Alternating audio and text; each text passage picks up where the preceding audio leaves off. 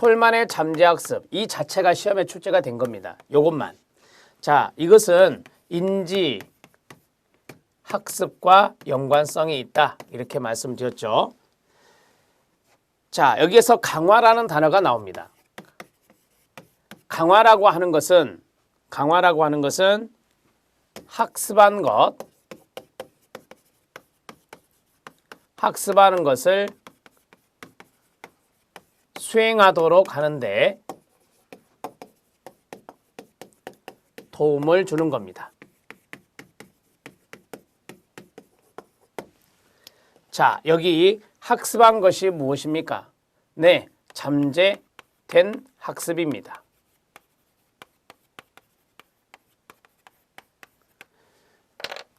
자, 톨만의 잠재학습의 실험은 쥐의 미로 실험입니다. 이 미로 실험에서 쥐는 인지도를 형성합니다. 인지지도를 형성한다. 인지지도를 형성해서 이미 학습이 잠재된 겁니다.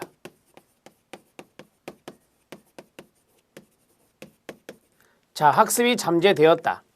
여기에 보상이 주어지면 강화가 주어지면이죠. 주어지면 학습된 것이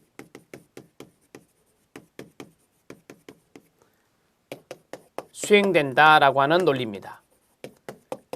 이렇게 정리하시면 됩니다.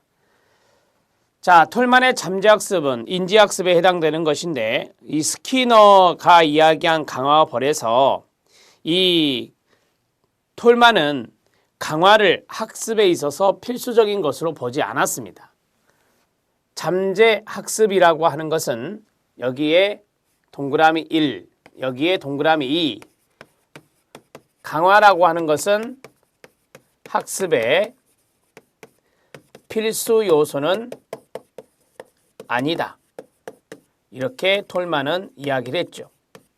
강화라고 하는 것은 학습한 것을 수행하도록 하는데 도움을 제공하는 것뿐이다. 이렇게 정리를 해주시면 됩니다.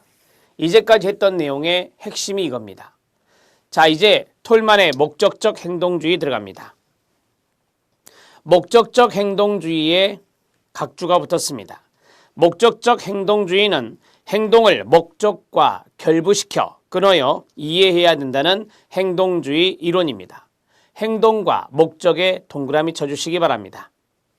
기본 가정은 강화 없이도 학습은 가능하다.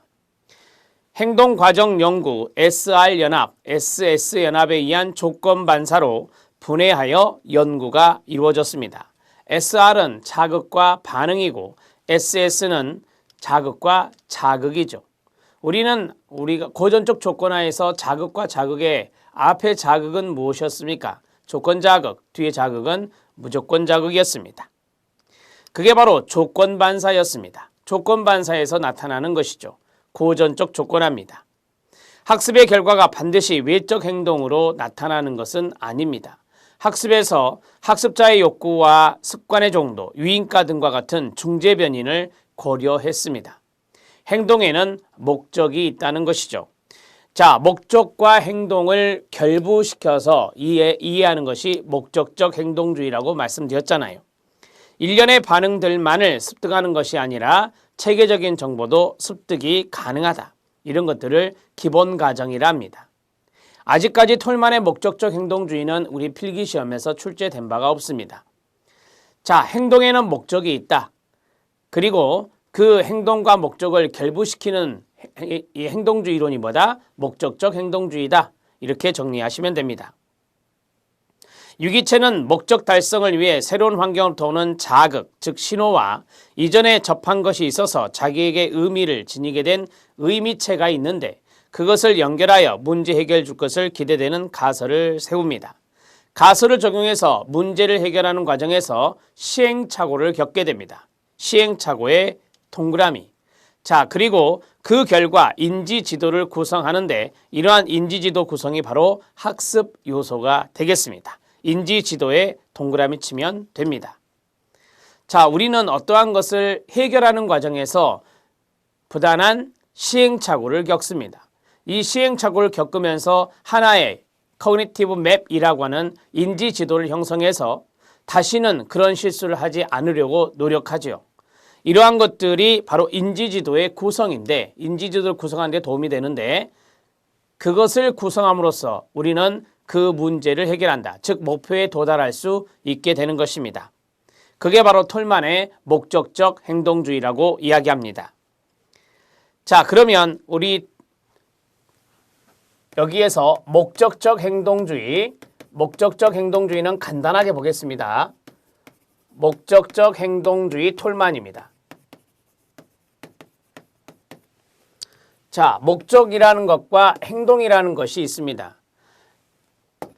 행동에는 목적이 있다.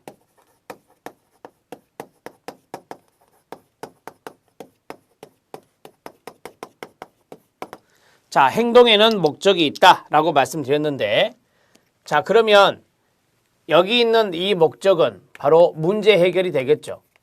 어떠한 문제가 있을 때 그 문제를 해결하는 것입니다. 목표 지점이 저기 있다. 거기에 가는 것이 바로 무엇입니까? 네, 문제 해결이고 목적이 되는 겁니다. 그런데 행동을 하는 데 있어서 시행착오를 경험합니다. 행동하는 데 있어서 시행착오를 경험하게 돼 있습니다. 이 시행착오를 경험하는 과정에서 인지지도가 구성됩니다. 인지지도가 구성이 되고, 자, 인지지도 구성에서 중요한 단어가 이거죠. 인지를 하게 된다라고 하는 거예요. 자, 인지지도 구성에 의해서 목적인 문제 해결로 이루어질 수 있다라고 하는 겁니다. 이게 바로 톨만의 목적적 행동주의입니다. 목적적 행동주의에서 중요한 대목이 바로 이거죠. 인지지도를 형성한다, 구성한다라고 하는 것. 그리고 또 하나, 시행착오라는 단어도 나올 수 있어요. 밑에 실력 따지기에 보면 대리적 시행착오란 말이 들어있습니다. 톨만은 이렇게 정리하시면 됩니다. 대리적 시행착오를 보면 실험에서 쥐가 미로를 찾는 과정을 관찰한 다른 쥐의 가로, 이게 대리입니다. 대리. 자, 그것을 관찰한 다른 쥐는 자신의 실제 시행착오를 겪은 것이 아님에도 불구하고 실제 자신이 시행착오를 경험한 것 같은 효과가 있었다라고 했습니다. 그래서 대리적이란 말을 쓰는 거예요. 자, 어떤 학생이 공부를 하는 과정에서 상당히 힘들어하고 공부하는 요령을 잘 몰라서 그러한 것들을 시행착오를 겪어가는 것을 옆에서 친구가 봤습니다. 그 친구가 시행착오를 겪은 것이 아님에도 불구하고 그것을 관찰한 결과, 다른 친구의 시행착오를 관찰한 결과 이 관찰했던 친구에게도 그와 같은 효과가 나타나더라라고 하는 겁니다. 그게 바로 대리적 시행착오입니다. 개념 잡히죠? 톨만의 기호학습서를 보겠습니다. 톨만의 기호학습설, 이것도 타이틀 정도만 알아놓으시면 됩니다. 기호학습설입니다. 자, 거기에 보면 사인이란 단어가 있죠. 학습이 이루어지는 것은 목적에 도달하는 길을 아는 겁니다. 루트를 아는 거예요.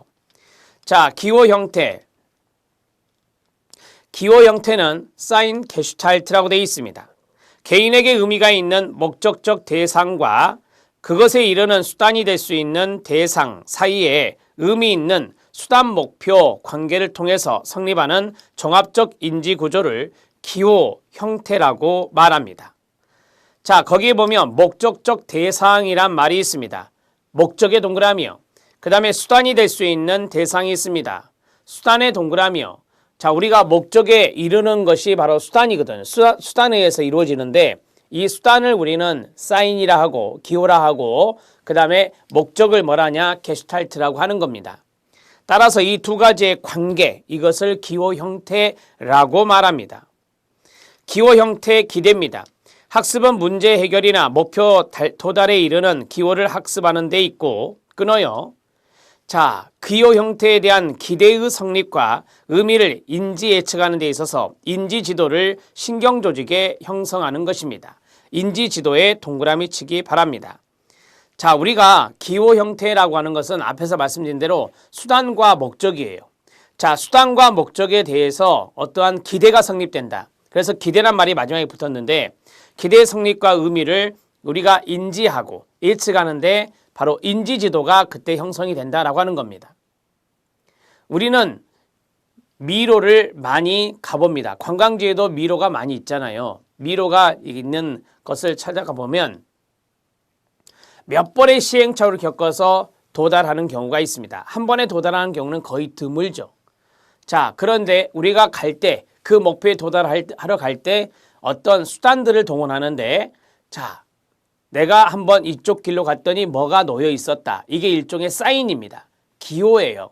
그 다음에 거기 있는 바로 목적적 대상이라고 하는 것이 바로 뭐가 되느냐? 그게 여기 있는 2번에 보면은 바로 형태라고 하는 것이 있습니다.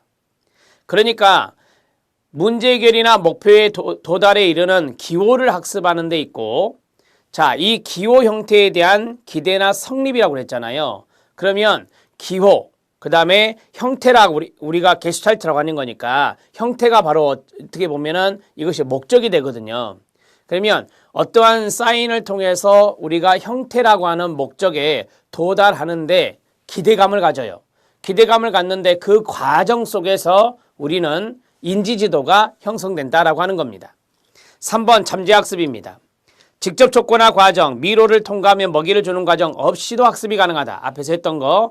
즉 비록 쥐는 보상이 없더라도 나름대로 미로 통과에 대한 인지도를 형성했기 때문에 일어나는 학습 현상이 되는 겁니다.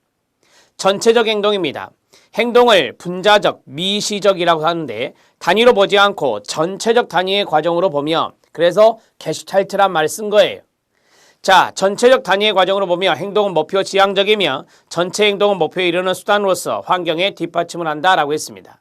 자, 이것을 또 간단하게 하면 지금 톨만 이야기가 계속 나옵니다. 톨만은 기호 학습설이란 말이 있습니다.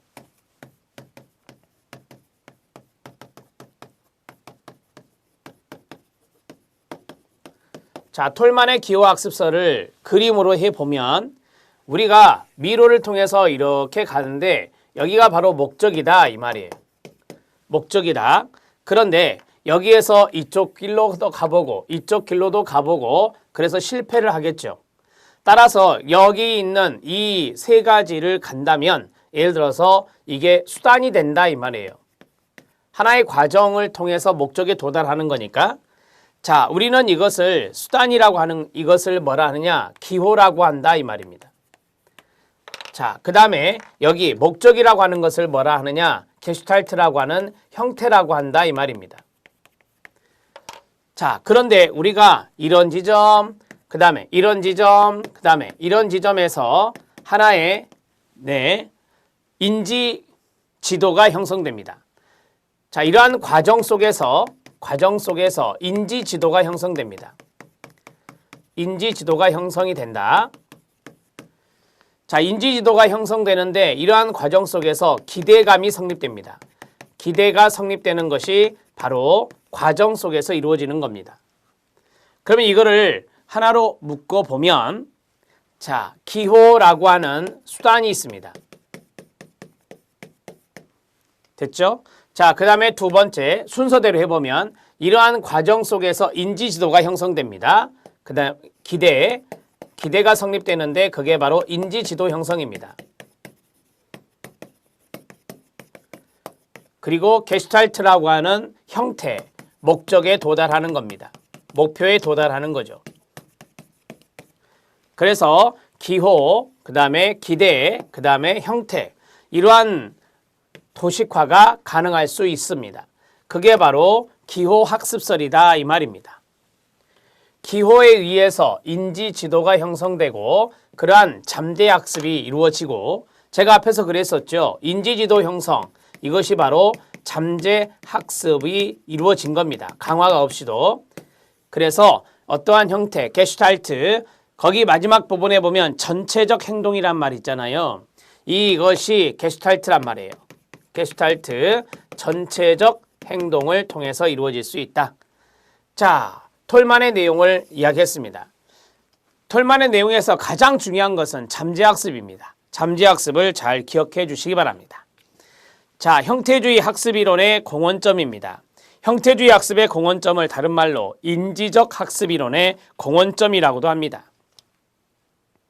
자, 밑에 실력 따지기 보면 인지주의적 관점의 학습 원리 이런 것도 나오고요. 기출문제 확인 학습에 보면 인지부조화 이론이 나옵니다. 우리 시험에 인지부조화가 시험에 잘 나옵니다. 인지부조화 이론에 별표 쳐주시기 바랍니다.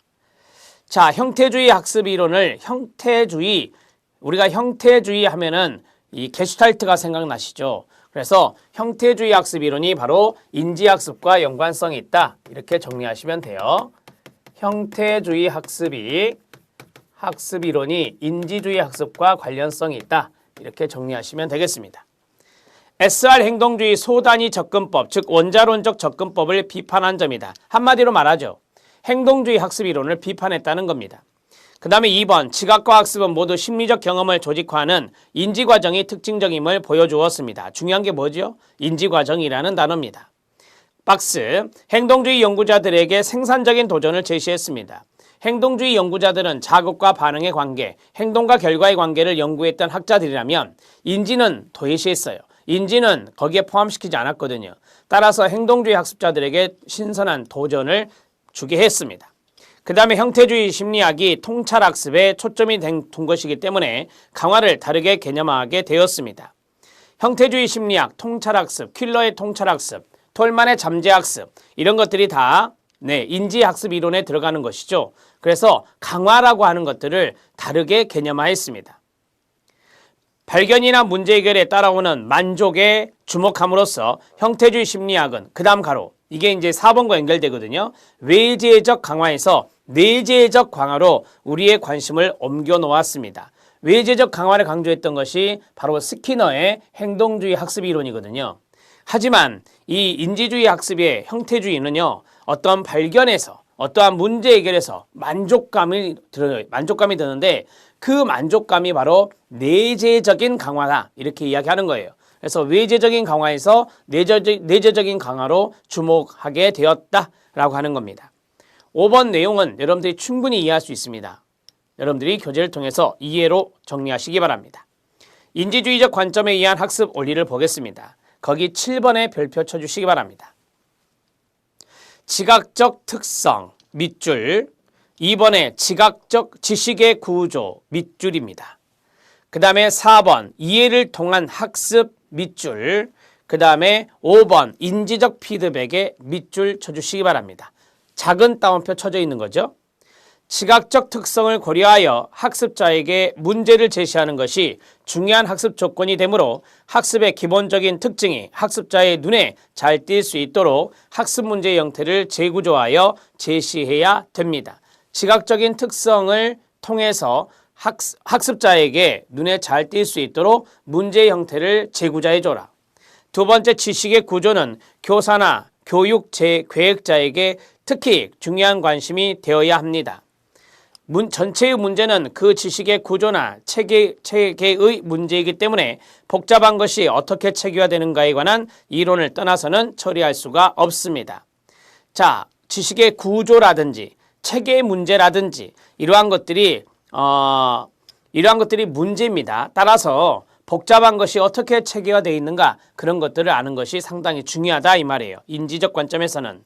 이해를 통한 학습은 기계적인 암기 학습이나 공식을 통한 학습보다는 더 영속적이고 전이가 잘 됩니다.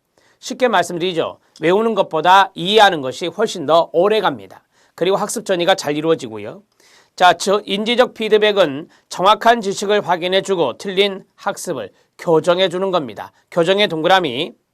자, 우리가 피드백은 되게 잘못된 부분을 교정해주는 경우가 있거든요. 이걸 인지적 피드백이라 합니다. 학습자에 의한 목표 설정은 학습 동기를 유발시킨다는 의미에서 중요하며 이 목표 달성의 여부는 미래의 새로운 목표 설정의 중요한 원인이 될 것입니다.